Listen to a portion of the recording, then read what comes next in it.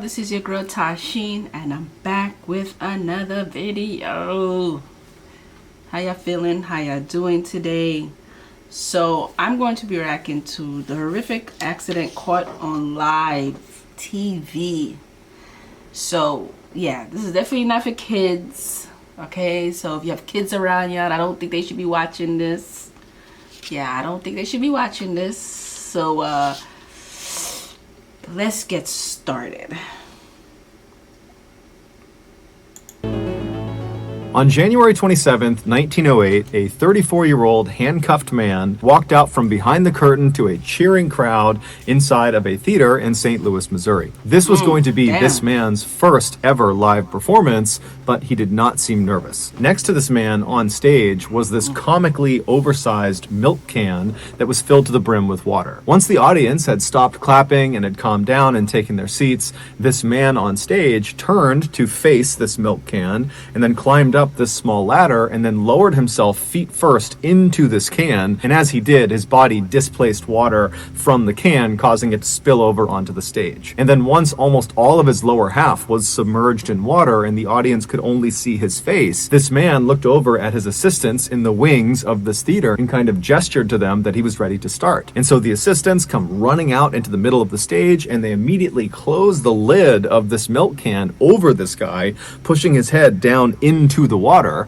And so as the audience is gasping and collectively holding their breath, the assistants proceed to lock this lid with 6 different locks around the top, and then they wheeled over this cabinet that kind of collapsed around the can, so it was totally out of view of the audience. Now, for this audience, they had never seen anything like this before, and so immediately they all began murmuring and whispering to each other, wondering how this guy is going to survive what he's doing. But 2 minutes after that lid had been sealed, that 34-year-old man emerged from behind the cabinet with his hands open wide, so he wasn't handcuffed, totally unharmed. And then the cabinet was moved aside and the audience could see the lid of this milk can was still locked. During his lifetime, nobody could ever figure out how the great magician Harry Houdini had escaped Houdini.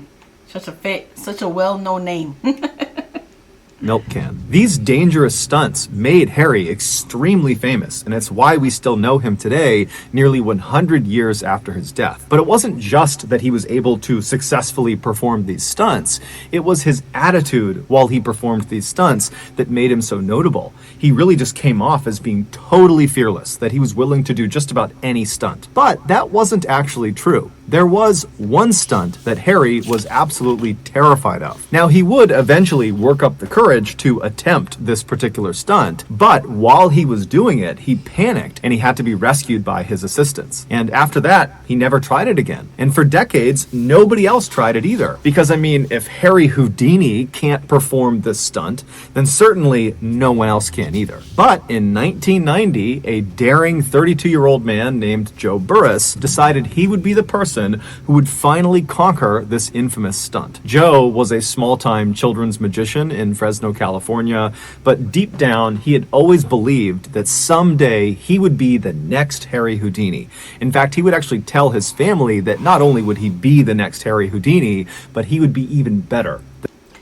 I'm good. I don't want to be the next of nobody.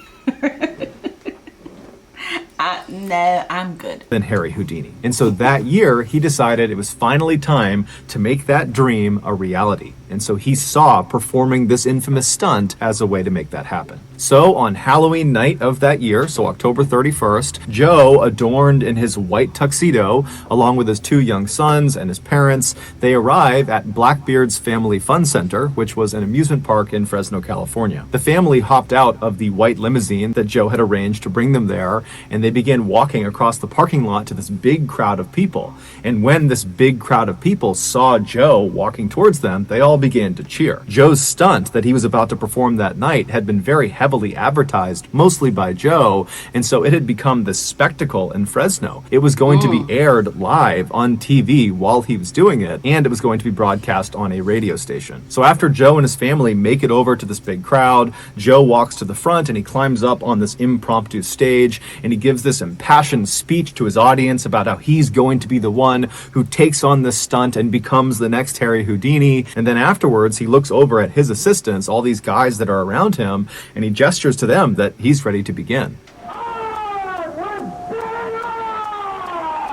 And so with all these TV cameras rolling, the assistants walk up to Joe and they begin shackling his wrists and they put these chains around his body, and then they lifted him up and put him inside of the see-through plastic coffin. And then this coffin was lowered into the 7-foot pre-dug hole that was right nearby. Once Joe gave the signal that he was ready to go, they would fill this hole in, and the stunt that he would perform would be to escape being buried alive. Houdini had attempted this by being buried under 6 feet of dirt, and he had managed to get out of his coffin, but then he just could not get through the dirt and began to panic. And had it not been for his assistants literally reaching into the dirt and pulling him out, Houdini would have died. Joe, apparently, a year earlier, had attempted some sort of practice run of this stunt. It was not the full amount of dirt. It was some smaller amount of dirt, and he had managed to get out. And so he was really confident in himself. And so for this big televised event, he had decided to really up the ante and make sure it was clear he was not only as good as Houdini, but better than Houdini. And so he was going to have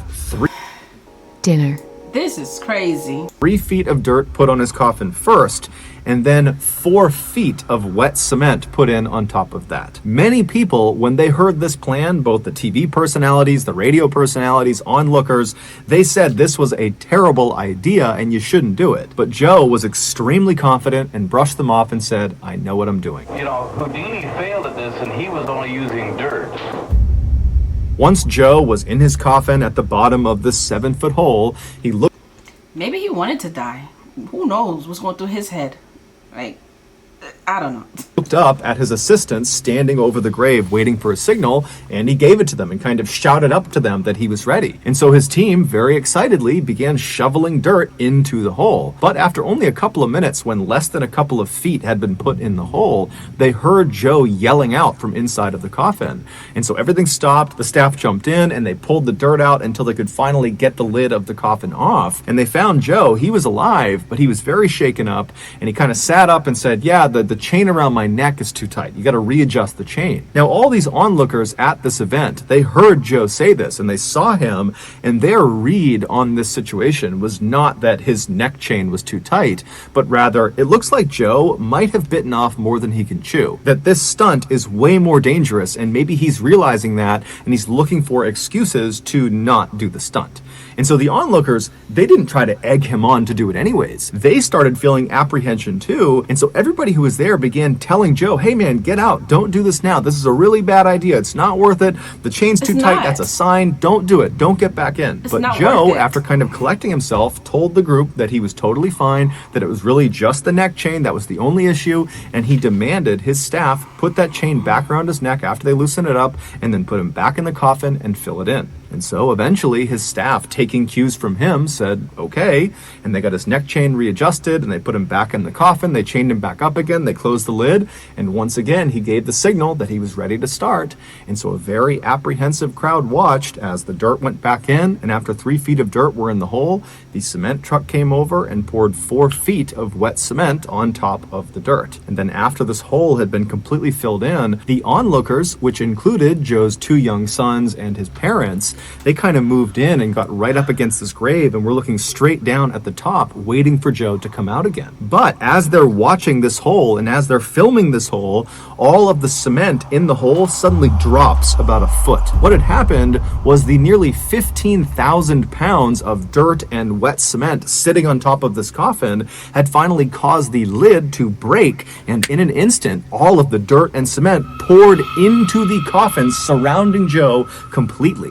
He was truly buried alive. Onlookers immediately jumped into action and did their best to try to dig Joe out, but it took them 30 minutes to finally reach him, and when they did, he was already dead. Joe had ironically died on the exact 64th anniversary of Houdini's death. After an investigation, it was determined that Joe had not tested the strength of his plastic coffin against the weight of the wet cement. He'd only tested it against dirt because that was the one he had done the year earlier. He had done it under dirt and it worked. Joe had also not taken into account that cement dries from the bottom up. So even if Joe had managed to get out of the coffin and make his way.